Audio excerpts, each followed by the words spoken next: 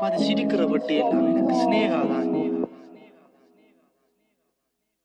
படிக்கிற வயசுல மனசில் பட்டாம் பூச்சி பறக்குதா, படம் எழுதுற கொப்பியில தின காதல் கடிதங்கள் என்ன கேக்குதா.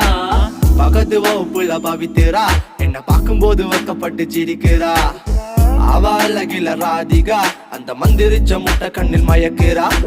ஒண்ணு ஒண்ணு உன்னை பார்த்து சிரிச்சா அது எல்லாம் காதல் இல்ல மச்சான்.